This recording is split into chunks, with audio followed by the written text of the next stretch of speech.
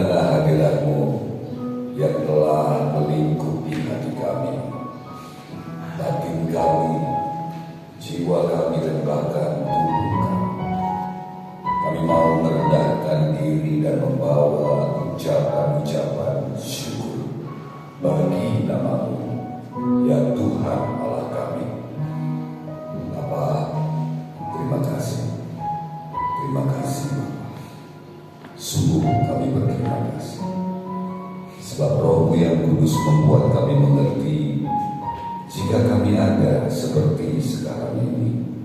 Ini semua karena Engkau ada memelihara kehidupan kami, dan Engkau benar-benar bertanggung jawab atas kehidupan kami di tempat ini. Terima kasih Bapa. Kepercayaan kami tidak sia-sia. Iman kami membawa berkat dalam hidup kami. Bapa, terima kasih Bapa. Terima kasih juga untuk firman-Mu yang terus menguatkan. Terima kasih juga untuk Roh-Mu yang terus mengajar kami, sehingga kami sanggup bertahan dalam tekanan yang sangat berat di tempat ini, dan kami masih terus berjalan menuju kepada arah masa depan yang Tuhan telah sediakan. Berbicaralah kepada kami Bapa, karena hati kami mulai percaya dan semakin percaya hanya semua petunjuk-petunjuk yang benar dan memerdekakan kami dari segala penderitaan akibat dosa. Berbicara ya Bapa, berbicaralah. Ya Allah Roh Kudus, Engkau ada di sini diutus Bapa bagi kami. Urapi kami ya Roh Kudus, karena ketika Engkau mengurapi kami mengerti apa yang Tuhan pesankan bagi kami. Jauhkan dari kami kesombongan, jauhkan daripada kami keangkuhan dan juga kecocokan, tetapi berikan kami telinga seorang diri, agar kami semua dapat mendengar seperti seorang. Di dalam nama di atas segala nama kami berdoa, yaitu nama Yesus Kristus. Amin. Silakan dulu.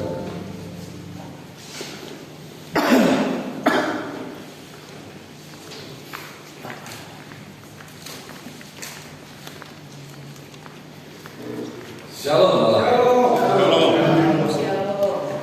Shalom Malahe.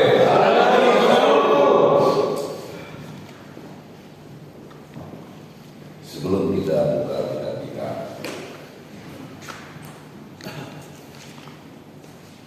saya boleh menyampaikan satu penilaian. Saya kasih tahu ini.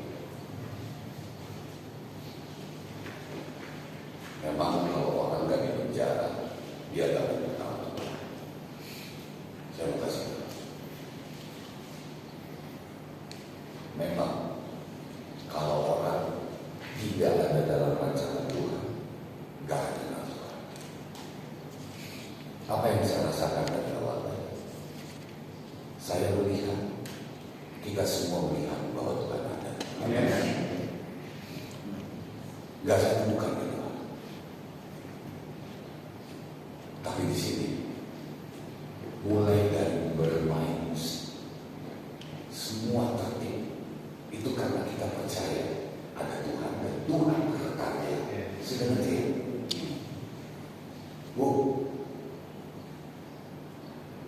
Keren, gak sia-sia.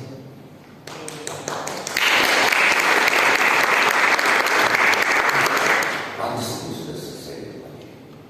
Tapi saya mau kasih tahu, kalau nanti kalian menjadi orang hebat setelah keluar dari tempat ini, percayalah, karena semua yang kalian terima.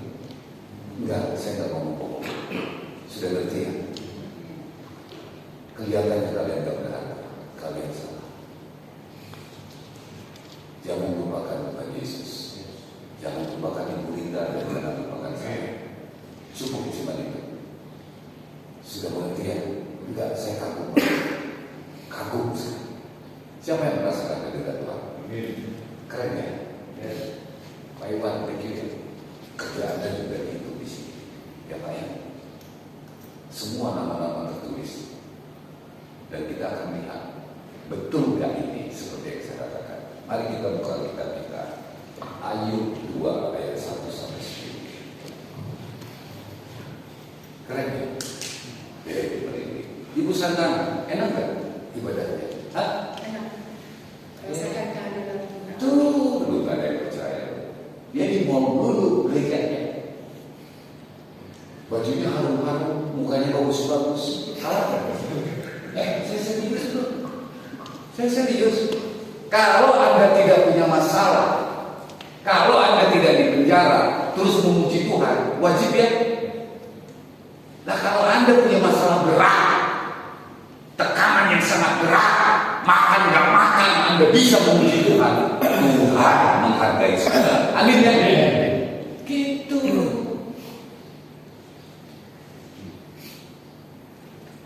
Keren banget. Keren ya. Oke, mari kita berdiri. Saya ingin kita seperti yang saya ajarkan kemarin, bahwa di sini kita duduk dekat kaki Tuhan Yesus, lalu mendengar apa yang Tuhan Yesus katakan bagi kita. Siap ya? Siap ya? Perhatikan, tangkap apa yang Tuhan Yesus katakan. Anda akan dijamin berbahagia. Judulnya adalah, gak ada judul di situ. Saya akan baca ayat yang pertama, saudara ayat yang kedua, demikian seterusnya sampai ayat yang ke-10. Demikianlah firman Allah. Pada suatu hari datanglah anak-anak Allah menghadap Tuhan, dan di antara mereka datang juga iblis untuk menghadap Tuhan.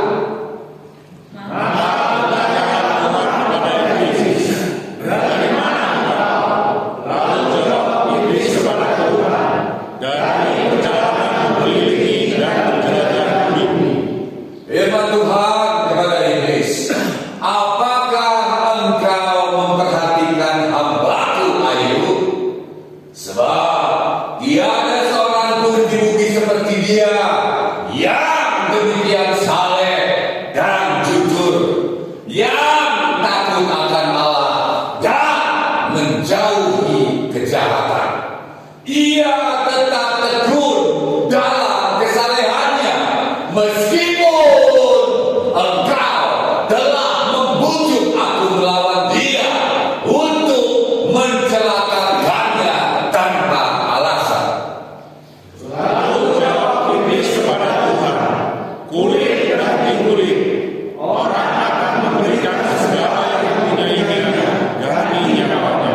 Tetapi ulurkanlah tanganmu dan jamalah tulang dan dagingnya. Ia pasti mengutuki engkau di hadapanmu. Maka firman Tuhan kepada iblis, nah, ia adalah kuasa, hanya saya yang menjawab. Kemudian iblis pergi dari hadapan Tuhan. Lalu ditimpanya Ayub dengan bara yang busuk dari telapak kakinya sampai ke batu kepalanya. Lalu Ayub mengambil sebuah guling untuk menggaruk badannya sambil duduk di tengah.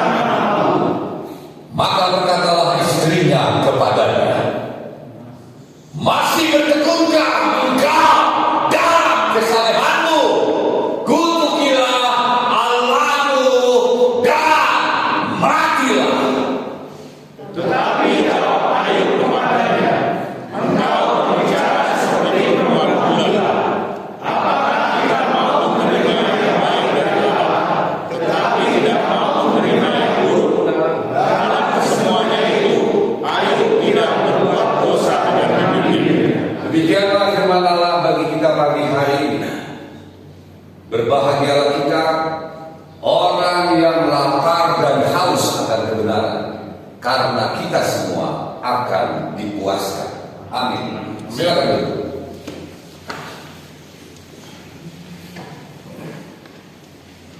Mari kita sama-sama fokus untuk menikmati firman Allah sebagai makanan yang menjadi terang, yang menjadi pelita jika Anda bisa menghasilkan atau menangkapnya. Judul kita hari ini, perhatikan.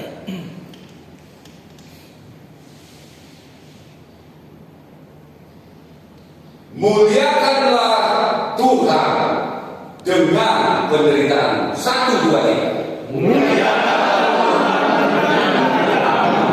Muliakanlah Tuhan dengan penderitaan yang ada dalam hidup kita. Amin. Jadi sudah komplit di tempat ini. Muliakan Tuhan dengan hartamu, muliakan Tuhan dengan tubuhmu, muliakan Tuhan dengan penderitaan. Keren ya? Sudah siap kalian keluar kalau kalian ngerti. Sudah dapat? Oke. Saya mau kasih pengantar dulu nih. Hidup manusia, Anda dan saya, tidak pernah luput dari penderitaan. Betul tidak? Betul tidak? Anda dan saya bahkan sampai detik ini masih ada dalam penderitaan. Sudah terbuka belum? Tuh, lu gak masuk penjara gak ngerti. Ada yang namanya penderitaan di dalam kehidupan ini. Amin. Amin ya. Siksaan, kesengsaraan, sakit hati, kesedihan, kelaparan dan sebagainya. Di penjara termasuk penderitaan enggak? Penderitaan enggak? Enggak ada yang ngerti kan? Berarti tidak ada satu orang manusia pun di dunia ini yang tidak akan berhadapan dengan penderitaan. Bro, lu punya istri kan? Menderita nggak punya istri? Allah. Menderita kah? Menderita. Gitu dong. Jangan sampai bodoh lo. Sudah ngerti ya? Jangan buru-buru kawin. Tetapi kalau sudah tahu kuncinya, enak ya? Enak. Di penjara menderita? Menderita. Menderita nggak? Tolong dijawab. Menderita. Apa yang Anda rasakan? Apa?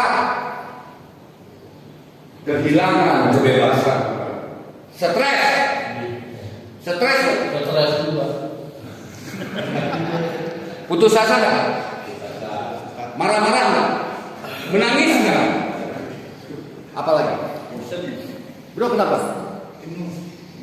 Jadi aku mencoba. Menderita nggak? Lu menderita? Dia aja ngerti kalau dia menderita.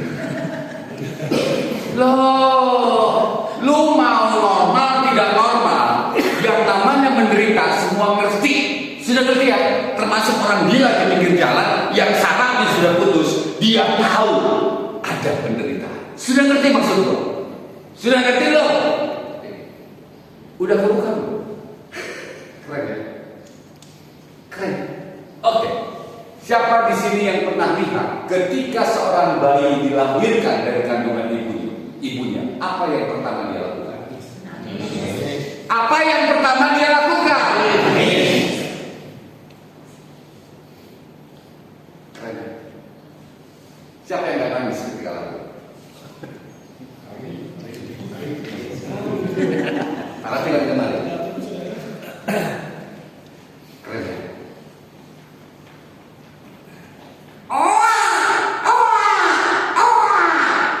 Keras nggak nangisnya? Serius nggak nangisnya? Dibuat-buat nggak nangisnya? Menjerit sekeras-kerasnya. Gitu. Ngerti nggak maksudnya? Baru lagi yang ditangkap oleh manusia di dunia ini adalah penderitaan. Sudah. Keren.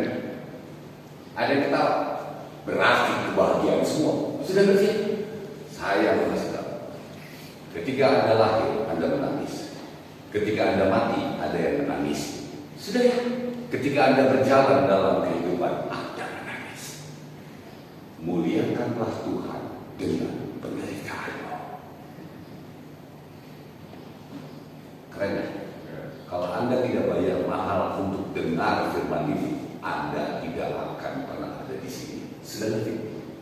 Udah gue bilang kalian udah di penjara. Kalian sedang bayar mahal untuk mendengar Yesus bicara seperti Maria. Sudah ngerti ya?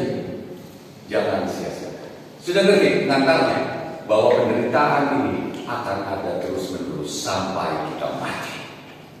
Lalu, apa latar belakang masalah dalam kehidupan orang Kristen? Kenapa saya buat judul ini? Gampang. Orang Kristen menolak untuk menderita. Betul ya?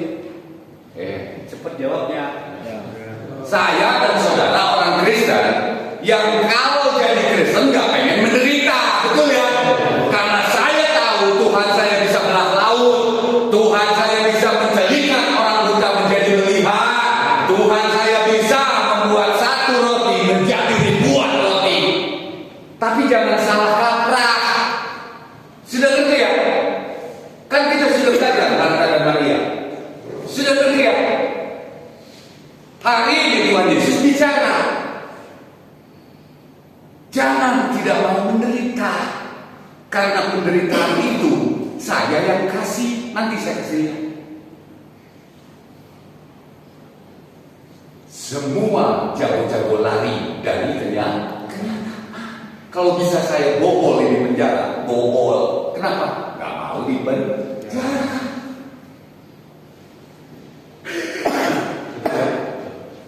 Tuhan, berikan keajaiban. Engkau sanggup membuat percaya. Saya percaya nanti sore saya dibebaskan. Kenapa? Berarti lu gak sadar kalau penderitaan itu memang dihadirkan Tuhan. Buat tendang kita. Sudah ngerti? Saya sedih, saya ada di penjara. Makanya lu putus asa. Karena lu gak sadar penderitaan itu memang ada. Tetapi yang jadi masalah, lu gak mau. Siapa yang mau penderitaan? Siapa? Gak ada ya? Ya sudah, ketahuan ya. Inilah masalah kejiwaan yang ada di dalam Kristen. Tapi kalau dikasih kaya, siapa yang mau? Kau nggak mau? Berapa kau mau? Bilang. Satu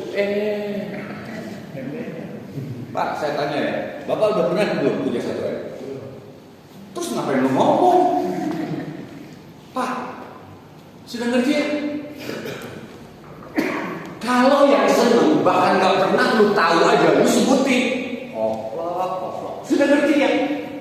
Kan dia pengen satu gua tanya, pernah gak punya uang satu Gak pernah. Lah berarti lu gak ngerti satu itu berapa? Itulah kita Pak. Giliran yang seneng aja sampai lu gak pernah aja lu ngomongin. Tapi giliran menderita, denger aja lu kabur. Sudah ngerti ya? Kau ngerti aja tuh? Gitu. Nanti tanya sampai yang pernah punya. Dikit itu. Ya, gue kasih tahu. Dikit ya Pak, satu Pak, dikit gak satu Oke, sekarang gue tanya, Bapak kalau mau dikasih uang, maunya berapa? Pak, Satu teh aja Pak. Satu teh. Sekali di. Yang Oon siapa? Sama-sama Oon ya. Bapak sudah pernah punya satu teh belum? Belum. Sama kan antara lu sama Pak Iwan, tetapi ada perbedaan. Sudah ngerti ya? Satu dikit buat dia. Itu kalau kita bicara kesenangan, ngawur semua, ngawang-ngawang. Tapi giliran penderitaan, beri saya pukulan, beri saya tendangan, beri saya hajar. Ada yang mau nggak? Ada yang mau nggak? Itu bodoh. Sudah ngerti ya? Bodoh banget kan kita. Sementara penderitaan dari bayi sudah terjadi. Sudah ngerti ya? Gitu. Gue sudah selesai menjelaskan. Latar belakang masalah. Bu, kalau ibu mau dikasih uang, seneng ya? Ibu datangnya telat sih dari pengantar. Berapa ibu mau? Cepat bu, waktu saya sempit, nanti saya dimarahin. Hah? Iya berapa? Ayo, tadi juga saya udah tanya berapa? Enggak, dengerin ya, ini jujur nih, dengerin supaya kalian ngerti. Ayo.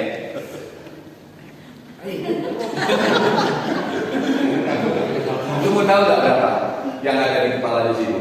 10 juta. Enggak, kok bener? Kok bener? Karena dia miskin dari dulu. Sudah ngerti? Dia nggak pernah punya gaji sampai 1 juta. Lu tuh sembarangan. Betul ya Bu ya? Gitu. Bedanya? Itu kalau tapi semuanya tetap yang ngawang-ngawang.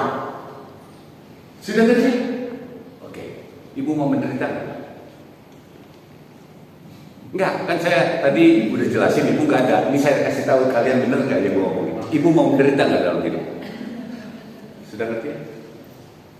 Kan dia nggak ikut pengantarnya, langsung gue tanya, ibu mau nggak setelah pensiun ibu menderita dan sengsara? Mau nggak? Apa bu?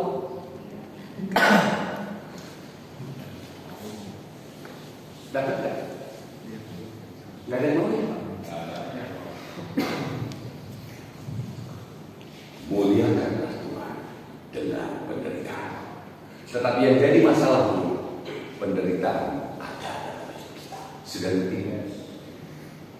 Beginilah cara merespon penderitaan yang hadir dalam hidup kita. Sudah ngerti ya? Sudah ngerti ya?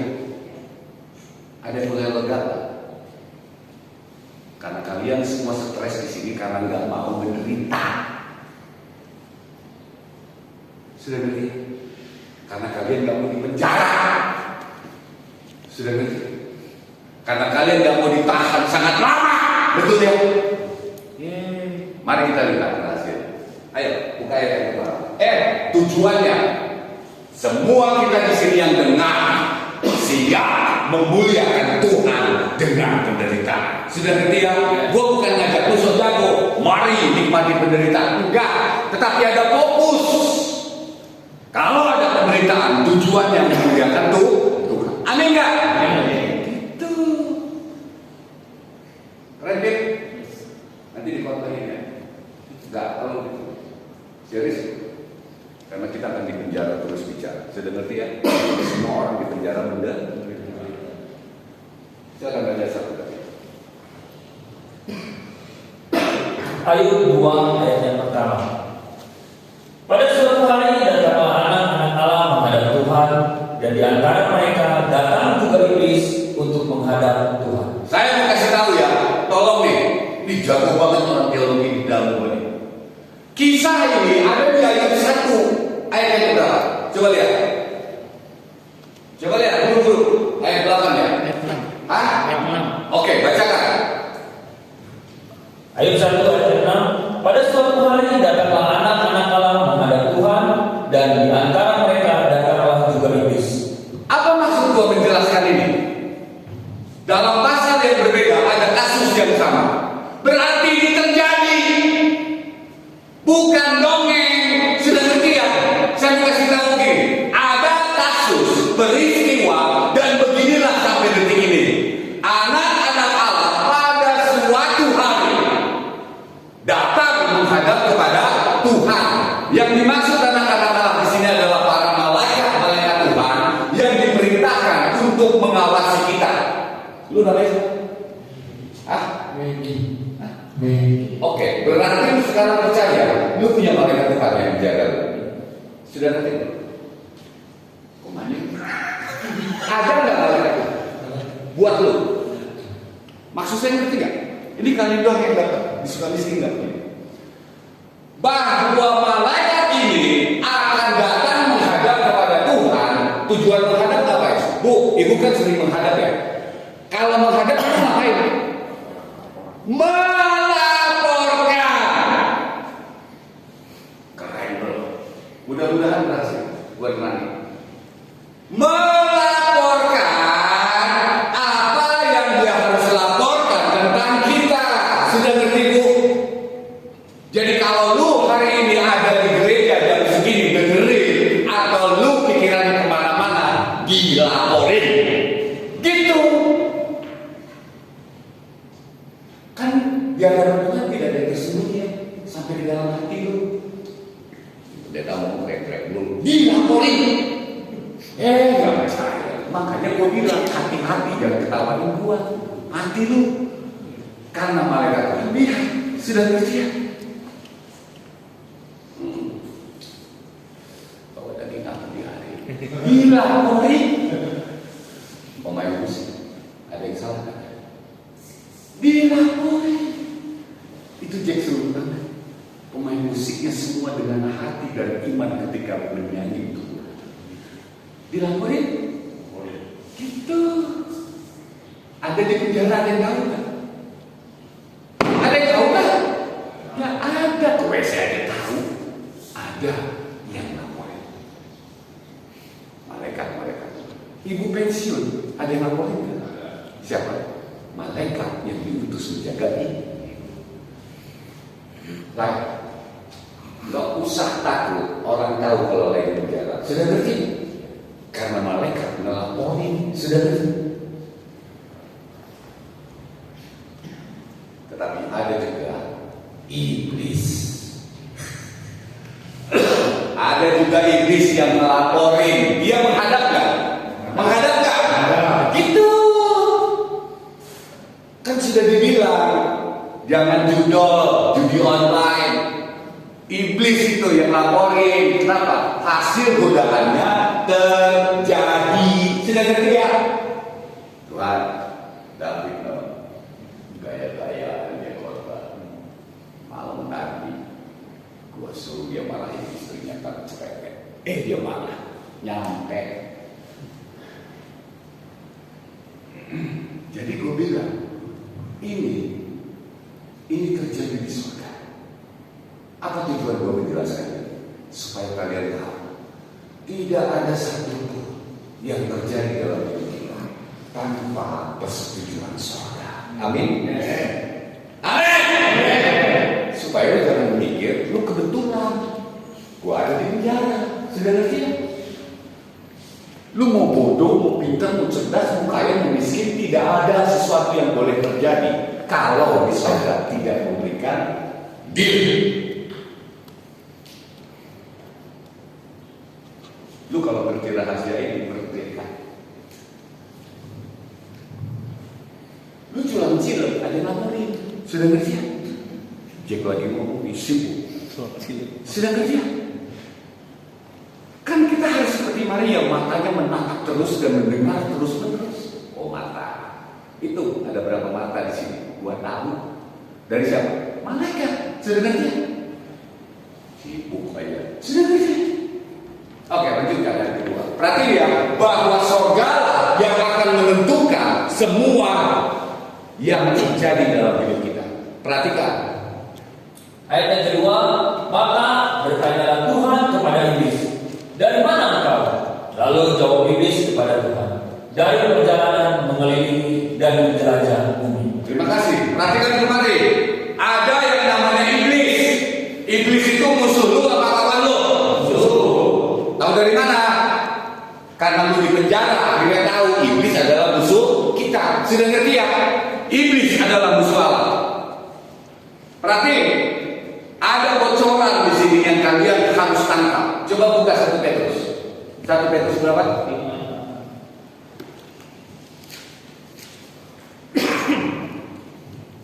1 Petrus 5 ayat 8. Sadarlah dan berjaga-jagalah. Lawanmu, si iblis, berjalan keliling sama seperti singa yang mengaum-ngaum dan mencari orang yang dapat ditelan. Sama nggak laporannya?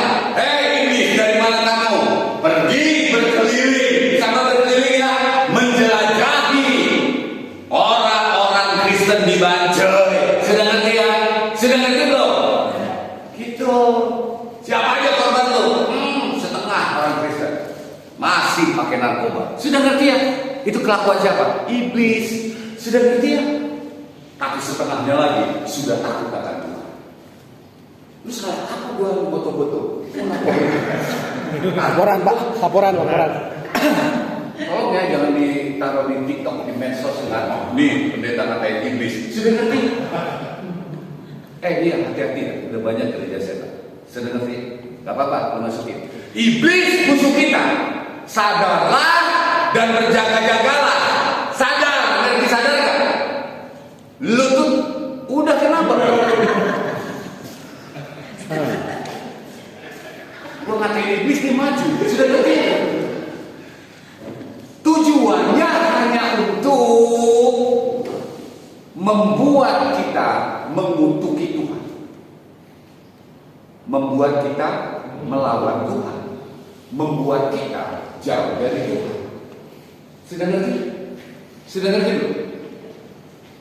Yang suruh lu jual narkoba siapa? Lu. Betul, awalnya dari iblis, lalu lu setuju. Sudah ngerti ya? Sama seperti ketika Hawa makan buah terlarang. Siapa pelakunya? Iblis.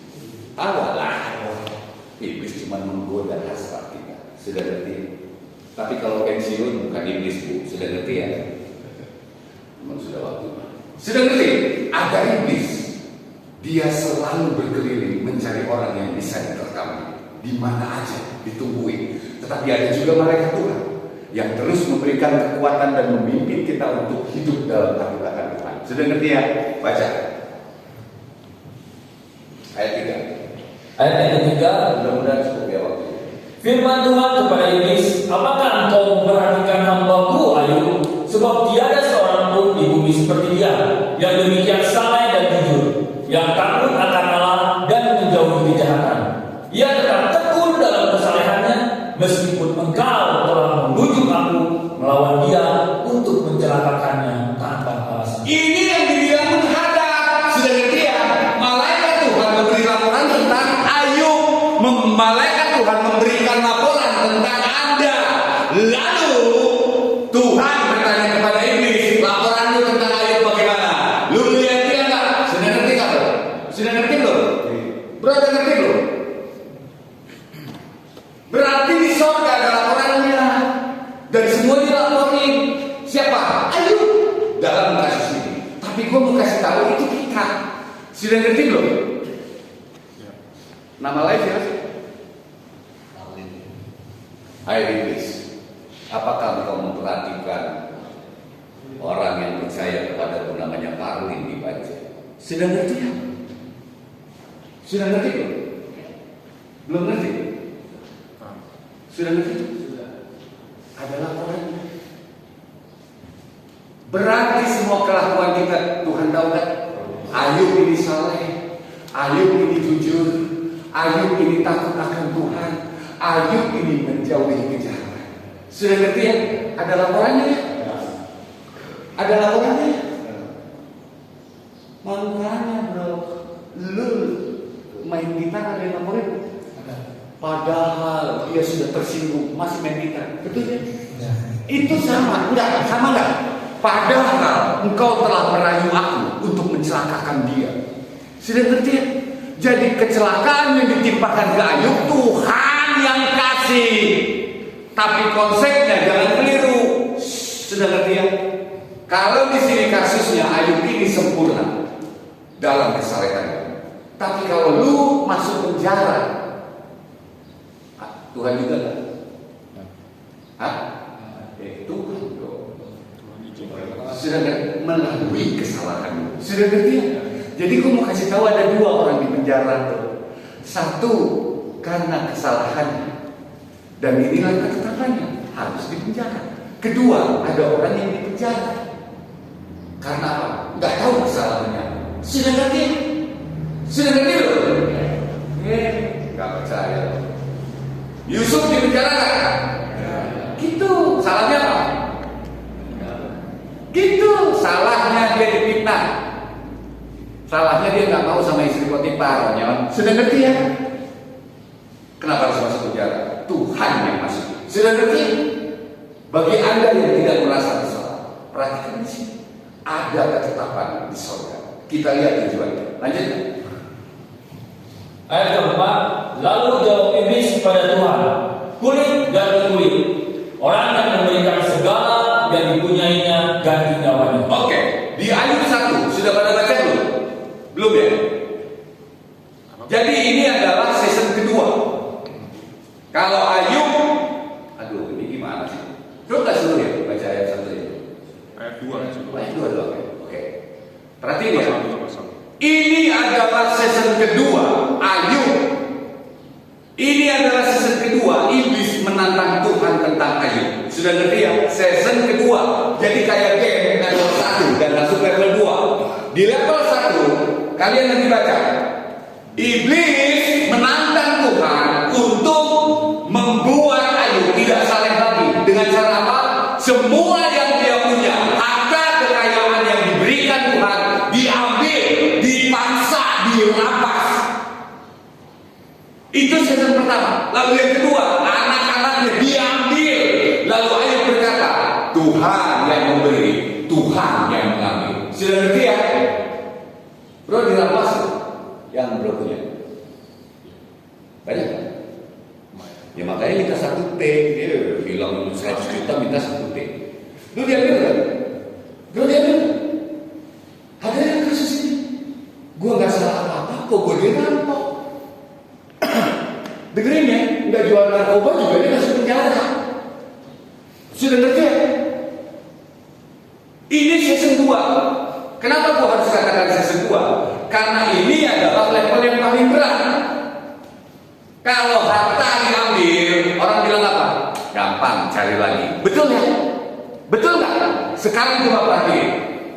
Iblis kalah di season pertama. Ternyata Ayub tidak mengutuki Tuhan. Sudah ngerti ya? Sekarang iblis menantang season kedua. Apa katanya? Kulit ganti kulit. Coba pegang kulit.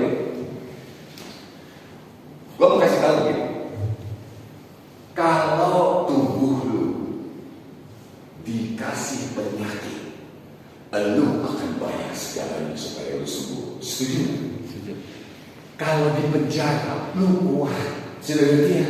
Tapi kalau sudah di penjara, terus digilu nyut-nyutan sampai bengkak, menderita nggak?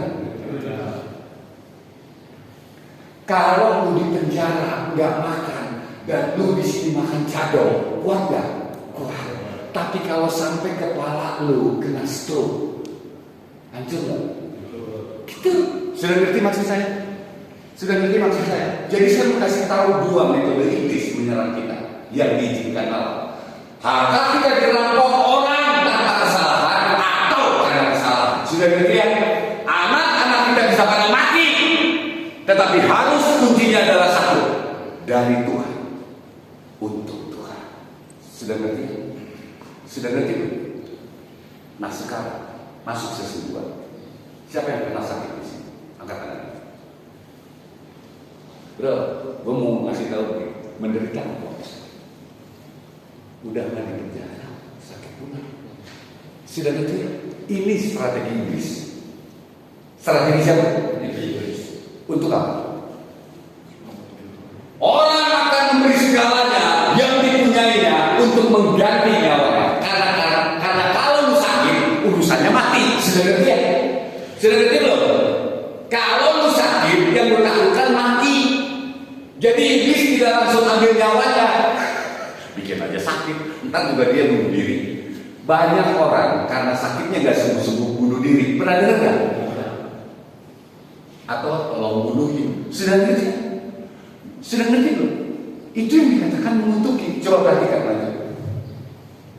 Ayat kelima, tetapi ulurkanlah tanganmu dan jamahlah tulang dan dagingnya. Ia pasti mengutuki engkau di hadapanmu.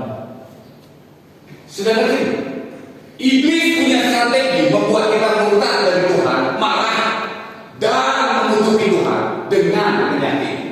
Setelah harta kita diambil, anak-anaknya Ayub diambil, lalu sekarang dikasih penyakit. Pasti dia menyalahkan Tuhan. Kata iblis. Apa tujuan gue mengasih tahu ini? Bro, keren ya? Ada kesepakatan di surga tentang Ayub. Ada kesepakatan di surga tentang kita. Jadi semua nama kita ada dalam programnya Allah. Tetapi iblis menghendaki kita binasa. Keren kan? jamahlah tubuh dan tulang. Berarti yang jamah siapa? Gitu. Kan udah mau bilang, masukkanlah dia ke penjara. Berarti yang masukin siapa? Tuhan. Sudah ngerti ya? Ini nggak enak nih kalau nggak ke sapunya dulu. Tapi sudah ngerti ya? Nanti baca ya. Saya akan berjuang. Pasti dia mengutuk engkau. Perhatikan, target iblis cuma satu, kan? Lu tidak dituntut untuk murtad jadi agama lain. Lu tidak dituntut untuk bunuh diri. Sudah ngerti ya? Lu tidak dituntut untuk membenci Yesus, tetapi cuma mengutuki. Ngerti ngutuki? Gini. Aduh, salah gua apa? Gua ada pelayanan. Kenapa sakit gigi gua gak hilang? Sudah ngerti ya? Siapa di sini yang merasakan sakit gigi sampai hancur-hancuran? Ada nggak? Kau ya? Itu saja. Tampaknya kayak orang sakit gigi. Sudah ngerti ya? Sakit gigi itu sakit banget bro, banget. Gua pernah tuh. Semua gua datengin sampai ada orang yang pakai air aki pak.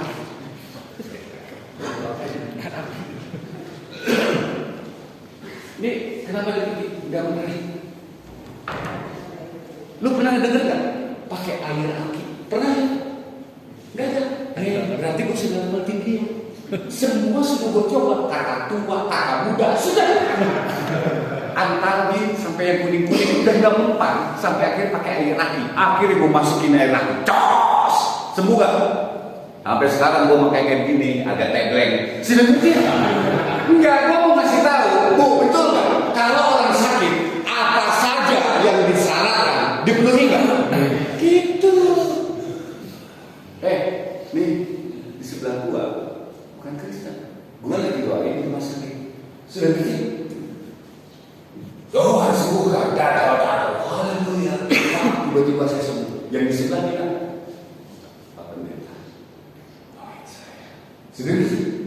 Tuh, murtad tuh. Gara-gara sakit. Itu yang dikatakan mengutuki Tuhan. Ingat ya, targetnya nggak sampai membunuh orang atau jual narkoba. Mulut tuh ngomong, sudah ngerti? Bersungguh-sungguh mengutuki Tuhan. Saya sudah pelayanan, katanya Tuhan berkati. Masih cara buat. Sudah ngerti ya? Tuhan pengen begitu. Gak usah harus dipukulin orang. Mulut tuh ngomong begitu. Bosan gua pelayanan diomongin dulu. Sudah ngerti? Masih ada yang ngomongin? Bohong masih. Sudah ya? Sudah gak dengar. Sudah ngerti ya? Sudah ngerti ya? Ini kalau gini teman-teman. Melihatnya aja gue tahu. Sudah ngerti? Oke, lanjutkan. Ibu sudah mengerti belum? Targetnya iblis cuma ibu mengutuki, mengatakan Tuhan bersalah. Sudah ngerti ya? Oke, lanjutkan. Ayat 6, maka firman Tuhan kepada iblis, nah, ia dalam kuasa, hanya sayangkan nyawanya. Sudah ngerti belum? Dari tadi gue teriak-teriak. Nah, dia ada dalam kuasamu. Ini kesepakatan Allah dengan iblis atas hidup kita. Sudah ngerti belum? Sudah ngerti belum? Itu berarti di surga sudah ada programnya tentang kita ya. Gitu. Keren ya? Selama ini kita ngerti itu nggak? Enggak. Oh, ini memang salah saya. Ya kenapa lu di penjara? Sementara yang jual narkoba yang lain kan di penjara. Sekarang sudah ngerti jawabannya. Tuhan mengasihi kita, memperhatikan kita, dan betulan kita anaknya. Sudah ngerti ya? Makanya nama lu dicatat dan diprogram. Sudah ngerti ya? Sudah ngerti ya? Sudah ngerti belum? Belum. Ibu sudah ngerti. Jadi kalau ibu pensiun sudah ditetapkan. Sudah paham ya Bu? Tapi saya masih pengen. Ku ingin hidup 1000 tahun lagi. Ngapain? Sudah ngerti ya? Nah, coba perhatikan dari selanjutnya. Aduh, ini keren. Ikutin ya. Ayat 7, kemudian iblis pergi dari hadapan Tuhan, lalu ditimpanya Ayub dengan barang yang busuk dari telapak kakinya sampai ke batu kepalanya. Datanglah iblis ke bumi, nemuin Ayub, ditimpala Ayub dengan hasil perjanjian. Sudah ngerti ya? Sudah ngerti tuh? Di sorga saya sudah cerita, di bumi terjadi. Betul nggak? Betul nggak? Jadi gua mau kasih tahu begini supaya lu semua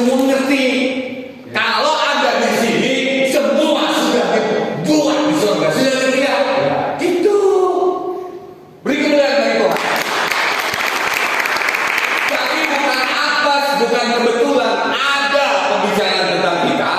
Nah, kata Tuhan, itu kesepakatannya. Sudah ngerti ya? Seneng gak? Seneng gak? Enggak, lu kan udah pada jago-jago, uji aja atau lu tanyain ke pendeta lain. Ini cuma lu dapat dari gua. Sudah ngerti lu? Jadi tidak ada satu yang terjadi dalam hidup kita tanpa seizin Tuhan. Tidak ada sesuatu yang terjadi dalam hidup kita tanpa kata. Amin gak? Tapi contoh, Ayub tidak melakukan kesalahan, ditimpa penderitaan. Berarti dia menderita karena tidak berbuat salah. Sudah ngerti ya? Lalu yang kedua, lu ada di penjara, digebukin di dalam, makan nasi campur bertahun-tahun gara-gara jual narkoba. Berarti lu berbuat salah. Sudah ngerti? Sudah ngerti? Itu aturan Tuhan. Aku mengasihi anakku. Caranya hajar, caranya sesak, caranya gebukin dan dididik. Sudah dapat ya? Sudah dapat belum? Itu ketetapannya di sorga. Jadi jangan berpikir gue lagi ngedongeng, beneran. Kalau lu di penjara, Allah menunjukkan kasihnya. Caranya apa? Dihajar, ketemu pendeta Jack, dengerin, digebukin sampai lu sadar. Tujuannya sadar. Sudah ngerti ya? Tapi kalau kasus Ayub, apa tuh Pak? Gue mau kasih tahu. Allah bangga kepada Ayub karena kesalahan. Tetapi iblis mengatakan Allah, gue bisa bikin dia mengutuki. Sudah ngerti? Nah, silakan. Jadi gue mau kasih tahu ini, dengerin yang bikin gue tobat. Kalau Ayub akhirnya berhasil dijatuhkan iblis mengutuki Tuhan, gue mau kasih tahu yang paling menakutkan. Bagaimana iblis cara menatap Tuhan? Bayangkan, iblis berhasil menjatuhkan Ayub. Lalu setelah itu dia lihat Tuhan gimana cara lihat? Gua bilang tidak apa. Sudah ngerti ya? Kalah lu ya. Sakit ya? Sakit ya? Sudah ngerti loh? Jadi sebenarnya konsep memuliakan Tuhan tuh di situ. Gua bikin dia bersungut-sungut tiap malam. Sudah ngerti? Iblis begini kemarin. Hina banget Tuhan. Hina nggak? Hina nggak? Pikir enak jadi orang Kristen. Bukan buat diri lu hidup, buat lu. Baru nemu baik mana? Baru nemu. Hati-hati bro. Tuhan yang program semua. Tetapi pertaruhan yang harga diri Tuhan di hadapan ini. Sudah ngerti? Jadi nanti kalau lu semua sudah menjadi saleh, jujur, takut akan Tuhan dan menjauhi kejahatan, di luar sama iblis bilang begini, kasih gua kesempatan, gua bikin dia sugesti, makanya masuk lagi lu, marah gak lu? Gua ketemu sama Anggi, sudah ngerti ya? Malu gak? Ditertawakan di sini dia sudah sampai pelayanan dan bernyanyi dan menangis. Hati-hati lu ya nangis. Di luar digenjot lu. Sudah ngerti ya? Masuk lagi ya? Malu gak lu? Sampai detik ini gue malu. Lanjutkan. Dikit lagi ya. Ayat 8. Lalu Ayub mengambil sekeping beling untuk menggaruk-garuk badannya sambil duduk di tengah-tengah abu. Begini loh cara menerima, cara memuliakan Tuhan dengan penderitaan. Kan gue udah kasih tahu, penderitaan pasti datang. Sudah ngerti ya? Baik itu salah kita ataupun tidak ada salah kita. Perhatikan kemarin, Ayub mengambil beling. Sudah ngerti ya? Lalu menggaruk-garuk badannya, karena badannya ditimpa kubis yang sangat berbau busuk. Nanti lu cari kubis yang berbau busuk ya, dan itu dari telapak kaki sampai batok jadi muka lu jelek banget karena bentol-bentol begitu. Sudah ngerti ya? Ini bukan kusta. Jangan dengerin kalau ada orang bilang kusta, salah. Sudah ngerti ya? Kudis, gatalnya ditanggung. Lalu dia ngambil beli. Ngerti beli nggak? Bukan kaca gini, bukan. Cepet aja gua. Ini kayak kendi bu dari tanah pecah. Itu namanya beling di zaman Ayub. Sudah ngerti ya? Itu dipakai buat menggaruk di zaman Ayub. Sudah ngerti ya? Ini yang gue maksud. Begini loh cara memuliakan Tuhan dengan menderita. Terima garuk itu. Sudah ngerti ya? Terima tangisilah. Terima menjeritlah. Terima kesakitan. Sudah ngerti ya? Sudah ngerti belum? Karena yang namanya digebuk sakit.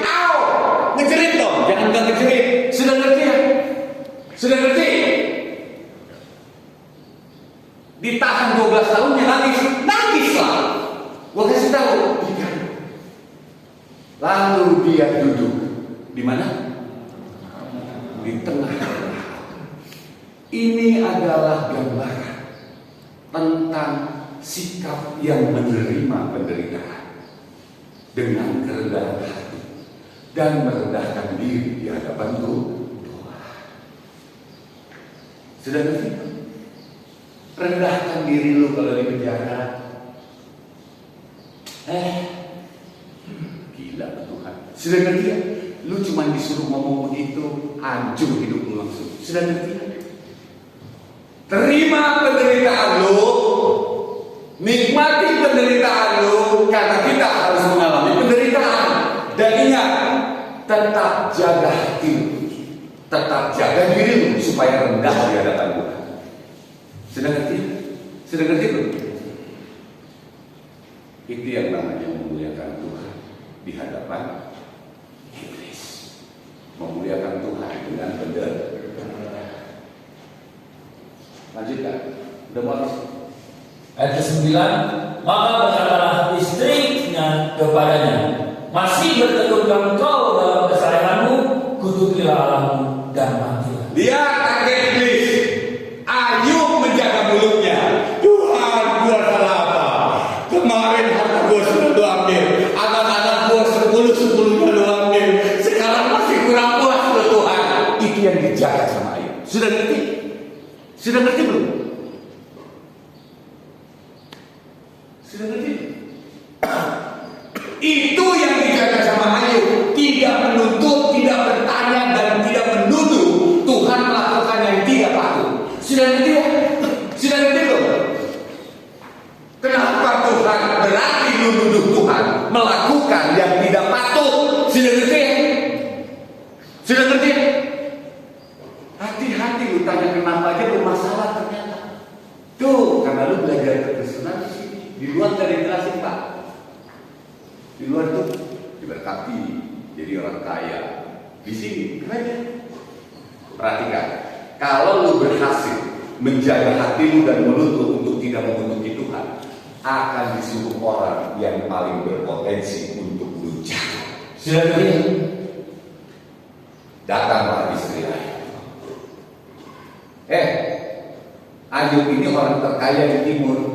Yang merasakan kekayaan Ayub siapa? Istrinya. Tuh ada kami ngerti lu. Kenapa Ayub ketawa? Betul ya? Pak Iwan sukses banyak uang. Yang paling menikmati siapa? Istri apa anak? Enggak, kita memuji Pak. Sudah ngerti? Istri yang bahagia. Kalau gua kaya, nih, laki gua dong dapat PK. Sudah ngerti ya? Gua yang kotor yang dibaju. Sudah ngerti ya? Enggak, gua mau kasih tahu. Begini. Kira-kira lu sadar nggak? Istrinya ini dijatuhkan dari tempat sangat tinggi. Punya anak 10 dimatiin. Punya harta yang miliaran. Habis. Sekarang laki gua nggak bisa berbuat apa-apa. Bau busuk pula. Sudah ngerti ya? Ini bau busuknya sampai orang menjauh. Makanya dia juga suka. bertahankah engkau dengan kesalehanmu? Kutukilah Tuhan dan matilah. Itu tujuan iblis. Sudah ngerti ya? Sudah ngerti ya? Hati-hati nanti kalau punya istri ya. Tapi jangan mau suruhkan juga. Enggak. Gua hanya mau kasih tahu orang terdekat akan mempengaruhi lu supaya lu terprovokasi. Sudah ngerti? Kan jadi itu dimulai. Lanjutkan. Ini jawabannya. Ayat 10. Tetapi jawab Ayub kepadanya, engkau berbicara seperti perempuan gila. Apakah kita mau menerima yang baik dari Allah, tetapi tidak mau menerima yang buruk? Dalam kesemuanya itu, Ayub tidak berbuat dosa dengan bibirnya. Silakan. Kau baca. Silakan. Tetapi jawab Ayub kepadanya, engkau berbicara seperti perempuan gila. Apakah kita mau menerima yang baik dari Allah, tetapi tidak mau menerima yang buruk? Dalam kesemuanya itu, Ayub tidak berbuat dosa dengan bibirnya. Sudah ngerti? Sudah ngerti? Sudah ngerti? Yang dituntut hati-hati lu ngomong ketika lu dalam penderitaan. Kenapa? Lu perempuan gila. Ini bukan bicara perempuan. Ada roh namanya roh perempuan gila. Ini bisa masuk kepada kita juga. Ya iyalah. Kalau kita cuma terima diberkati, tetapi tidak menerima dikutuk, gila. Kalau lu sudah menikmati keluar negeri, keliling negeri, sekarang lu ditahan di Banjai, terus lu nggak mau, gila. Sudah ngerti? Keren ya? Kebukain. Kalau lu mau ketawa, tapi lu nggak mau nangis, gila. Sudah ngerti? Sudah ngerti? Masih cemberut gak? Jangan. Inilah yang dikatakan laki-laki siap menerima apa yang diberikan kepadanya, lalu memuliakan Tuhan. Sudah ngerti? Jangan jadi banci bro. Ngerti banci kan? Hah? Ini maunya bahagia doang. Sudah ngerti? Sudah jelas ya? Ayat berkata apa? Tuhan yang memberi yang baik, Tuhan yang memberi yang buruk, semuanya ada maksudnya. Sudah ngerti? Tujuannya di sini supaya Ayub lolos level berikutnya. Berarti ujiannya. Jadi kalau lu kemarin cuma jadi jemaat, sekarang diangkat untuk menjadi koordinator, naik ya. Jangan lu pikir gak ada ujian, digebukin lu, rasain. Sudah ngerti ya? Tapi pegang ini, jangan menurut. Ingat, lu harus memuliakan Tuhan dengan kasih yang diberikan kepada lu. Sudah ngerti ya? Di penjara, ternyata Tuhan tahu ya. Dan Tuhan menguji kita. Apakah kita tetap setia? Sudah ngerti? Apakah kita tetap jadi orang Kristen? Karena banyak yang keluar di sini demi sebungkus Indomie. Sudah ngerti? Sudah ngerti? Jadi kalau sekarang berapa tahun belum diponis sama lu, Tuhan tahu itu yang menyenangkan. Muliakan Tuhan. Cuma itu hidup kita. Mau di penjara atau di luar penjara, cuma begitu hidup kita. Lalu baca ayat terakhir supaya lu ngerti. Ayub berapa ayat terakhir itu? Jadi kalau pemerintahnya dong. Ayat 53 apa ayat 43 ayat 10 ya? 42 ya? Bahwa Allah memulihkan. Perhatikan ya, perhatikan ya. Ini udah selesai kok, jangan lihat ke belakang. Ayub 42 ayat 10. Lalu Tuhan memulihkan keadaan Ayub. Stop. Setelah semua berakhir, lalu Tuhan dimuliakan, Tuhan disenangkan, iblis dibikin sakit gigi. Tuhan memulihkan kehidupan Ayub. Tuhan akan memulihkan kehidupan kita kalau selesai. Nggak selesai, mati aja lu di penjara. Sudah ngerti ya? Sudah ngerti belum? Kalau lu selesaikan level 2, masuk level 3 enggak? Gitu dong. Itu kekristenan. Cuman begitu hidup Kristen. Kalau lu berhasil bertahan di sini, melayani di sini, memuliakan Tuhan Allah di sini, tidak melakukan yang jahat di sini, iblis hancur, Tuhan senang nggak? Bro punya anak? walaupun dirayu orang, tetap dia dengerin. Bro seneng gak? Setelah itu, bro kasih gak apa yang bro mau? Yang dia mau. Kan gue bilang, Fit, kalau ada orang nanti pelayanan, lu akan berfitnah, dan lu akan hancur, lu akan dicela, dan lu akan sakit hati. Gue akan kasih tahu, lu menangis, tapi jangan salahkan Tuhan. Sudah ngerti ya? Lalu ntar lu digarong, pokoknya lu nggak boleh melayani. Kalau itu semua bertahan, lu tetap menyenangkan Tuhan, tidak mengutuk itu. Gua nggak mau pelayanan lagi. Ingat ya, kan istri lu dipakai. Melayani orang di penjara dari mana duit lu? Sudah ngerti? Sudah mulai kerasa lu. Jaga sampai nanti Tuhan menunggu. Jadi kalau sudah dipulihkan, itu artinya lu sudah selesai urusan dengan Tuhan. Sudah ngerti ya? Udah selesai urusan penderitaan lu di level yang tahu selesai Tuhan. Sudah ngerti ya? Kita dibentuk menjadi bejana, bukan kaleng-kaleng, tapi perkasa. Lanjut. Perhatiin ya, ini janji Tuhan setelah selesai semua. Dipulihkan. Nama baik lu dipulihkan, percaya sama gua. Ada nih orang yang benci dan meninggalkan lu gara-gara lu di penjara, datang nanti. Ayo saudara. Setelah ia meminta doa untuk sahabat-sahabatnya, dan Tuhan memberikan kepada Ayub 2 kali lipat dari segala kepunyaannya. Stop. 2 kali lipat dari keadaan yang dia punya sebelumnya. Ngerti 2 kali lipat gak? Kalau lu bilang 100 juta, Tuhan akan kasih 200 juta. Sudah ngerti ya? Atau gua salah? 2 kali lipat gimana sih? Hah? Sama gak? 2 kali lipat? Cukup lah. Tapi jangan 1 P lah dari bapak itu. Sudah ngerti ya? Bro hilang berapa? Oh mintanya enggak, harus sesuai dengan ini. Nanti lu kecewa karena tidak dipenuhi 1 kali. Padahal Tuhan janji 2 kali lipat. Sudah ngerti ya? Ya sudah.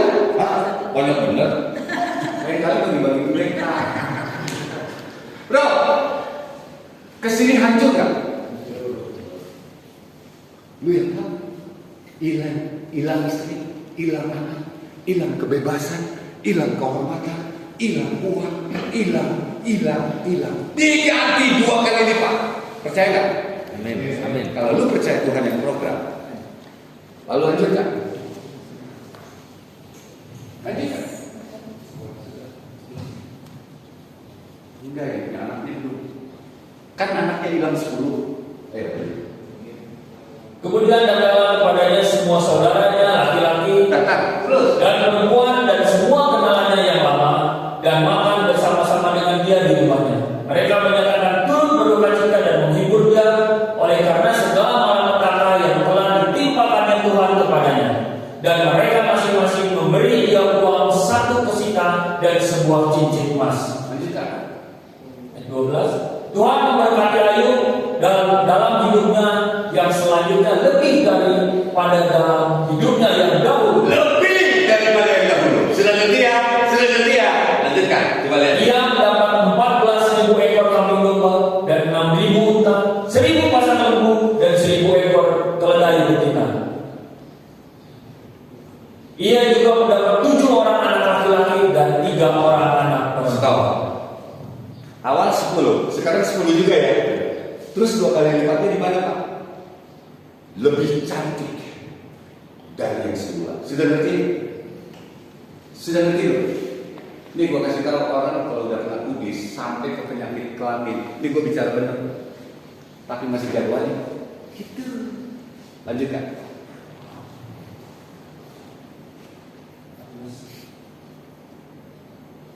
Dan anak perempuan yang pertama diberinya nama Yemima, yang kedua Kesia, dan yang ketiga Karen Hapu. Di seluruh negeri tidak terdapat perempuan yang secantik anak-anak Ayub, dan mereka diberi ayah yang milik pusaka di tengah-tengah saudara-saudaranya laki-laki. Terima kasih. Sorry ya, perhatikan David ya. Ketika David sadar bahwa penderitaan yang harus dia jalani berasal dari Tuhan, lalu dia merespon seperti yang gua ajarkan, memuliakan Tuhan di penjara, bermain musik, melatih diri untuk ikut perintah Tuhan, merenungkan firman setiap hari. 2 kali lipat nggak dapat? Gitu. Dulu pacar, sekarang istri. Mudah banget. Sudah ngerti? Yes. Terakhir, perhatikan. Gua rasa gua berhasil. Kalau gua nggak berhasil, gua nggak ngerti. Sudah ngerti ya? Gua udah teriak-teriak. Sudah lega belum?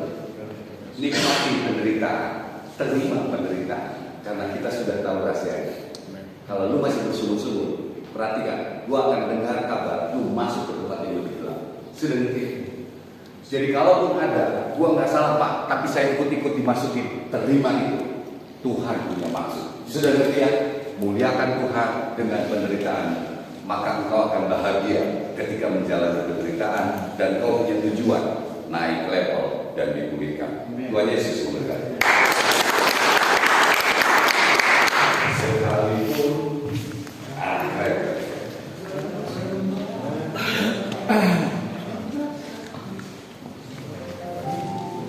gue pengen kita bertobat ya.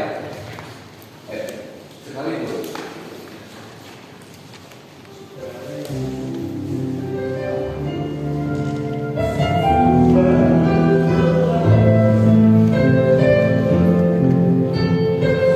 mari kita berdiri.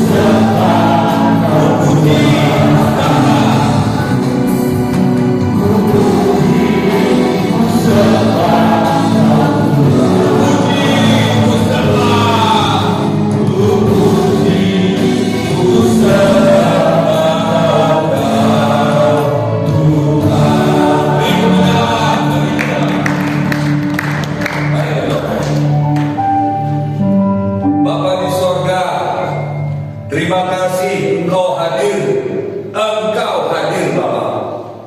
Engkau mengasihi kami. Ini yang tidak pernah kami dengar selama kami jadi orang Kristen, bahwa kami akan terus berhadapan dengan penderitaan yang Tuhan berikan bagi kami, baik oleh karena kesalahan kami maupun oleh karena Tuhan menguji keimanan kami. Dan itu semua tujuannya adalah baik, sungguh baik dan sangat baik. Ampuni dosa kami Tuhan, kami bertobat di hadapan-Mu, karena selama hidup kami menjadi orang Kristen, kami tidak mau menerima penderitaan. Kami lari dari penderitaan, kami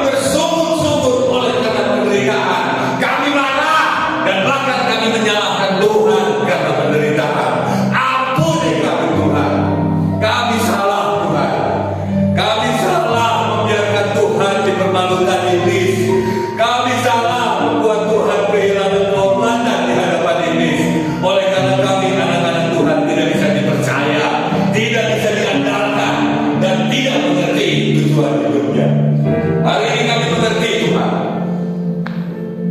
Hari ini kami mengerti. Dan kami mau seperti yang Tuhan terangkan kepada kami. Kami bertobat. Berikan kami pengampunan. Kami mau memuliakan Tuhan di tempat ini.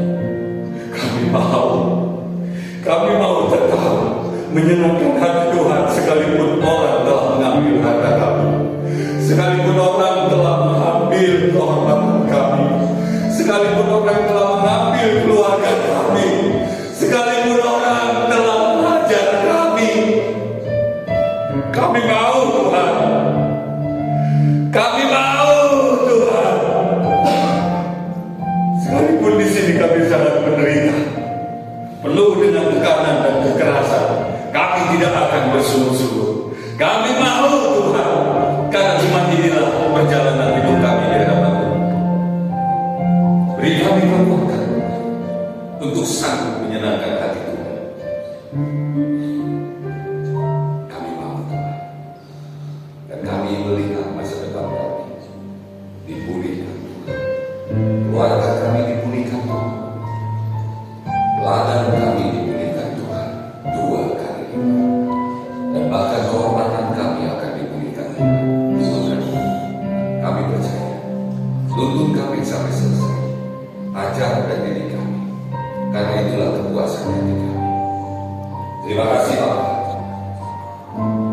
Hamba berdoa biarlah apa yang didengar anak-anak Tuhan di tempat ini terjadi seperti yang Tuhan kehendaki. Kami hendak menutup ibadah kami. Kami mau berdoa untuk semua istri dan anak-anak kami. Lindungi mereka dan berkati mereka. Dan juga untuk orang tua kami yang bersama kami. Beri mereka. Kami berdoa juga untuk semua pengurus gereja Epata di tempat ini. Teguhkan mereka untuk terus memuliakan Tuhan di tempat ini. Apapun tantangannya. Dan biarlah Tuhan dimuliakan. Kami berdoa untuk Kalapas dan semua jajarannya di tempat ini. Sejahterakan mereka Tuhan, karena kesejahteraan mereka adalah kesejahteraan kami. Kami mau menerima berkat-Mu sebagai bukti.